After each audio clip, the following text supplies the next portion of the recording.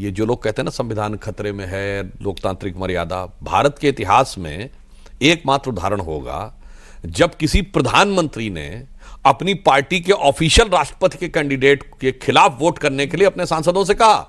नीलम संजीव रेड्डी के खिलाफ इंदिरा गांधी ने अपनी कांग्रेस पार्टी के सांसदों से कहा कि तुम खिलाफ में वोट करो। कांग्रेस पार्टी टूट गई, अनेक राज्यों में उनकी सरकारें चली गई, तो विपक्ष की मिलकर सरकारें बनी। तब उन्होंने सरकारों को गिराना शुरू किया।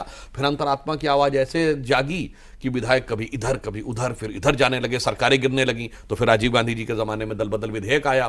परंतु यहां पे एक और बात कहना चाहता हूं, 1983 में चुनाव आयोग ने इस बात की सिफारिश की थी कि वन नेशन वन इलेक्शन होना चाहिए, और राजीव गांधी जी के समय में लॉ कमीशन की 1989 की रिपोर्ट है कि ये होना चाहिए। मगर अब जानते क्या हो गया है, जिन लोगों ने अंतरात्मा की आवाज जगाकर सरकारों को उलट पुलट करके वन नेशन वन इलेक्शन को डीरेल किया था, अब वो इसलिए डरने लगे हैं कि देश की अंतरात्मा की आवाज जगने लगी है। अच्छा। और देश की अंतरात्मा की आवाज ऐसी जगी है कि अभी कुंभ हुआ है, जहां 66 करोड़ से अधिक लोगों ने स्नान किया है।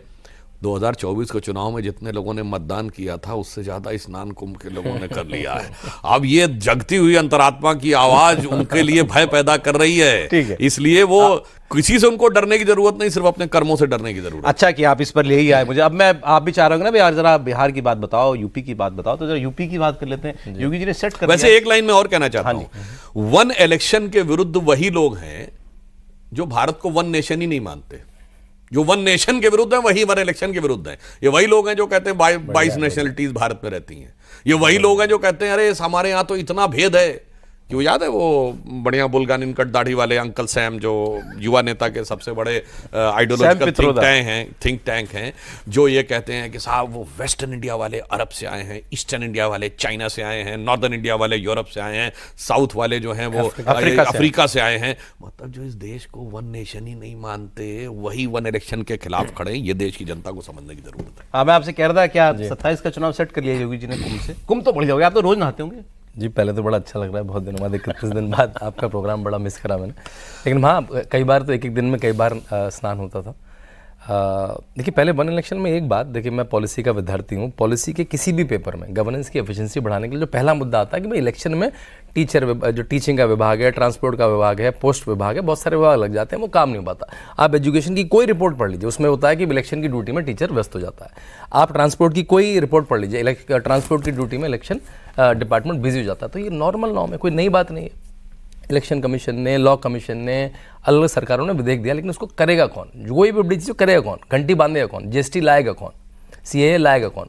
भाई इससे मैं लोकप्रियता मेरी खत्म ना हो जाए।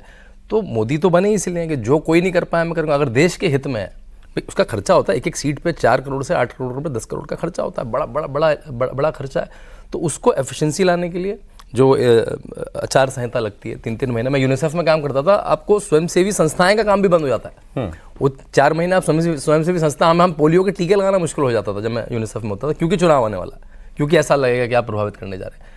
तो उसको अगर एक बार में कर देंगे, इसका कोई लॉजिकल कोई विरोध कैसे कर सकता है? मेरे पास तो कोई आंसर है नहीं। तो होगा तो भाई वो आपका बहुमत है सरकार में। जी ने बात कही, एक और दृश्य देखिए, एक एस्पेक्ट तो वन नेशन वन इलेक्शन आज भी लागू है। एमएलए और एमपी सेलेक्ट होता है, तो यदि बीच में सीट खाली हो जाए, चाहे रेजिग्नेशन की वजह से, डेथ की वजह से, तो उससे रेजिडुअल टेन्योर, बचे हुए टेन्योर के लिए तो मिलती है। तो नहीं कहता मेरा 5 साल बाद से काउंट करो। तो जो व्यवस्था सांसदों और विधायकों के लिए है, और विधायक और सांसद ही सरकार को चुनते हैं, वही व्यवस्था सरकारों के लिए यदि लागू होती है, तो उसमें आपत्ति क्या है, यह समझ में आने के लिए बहुत समस्या।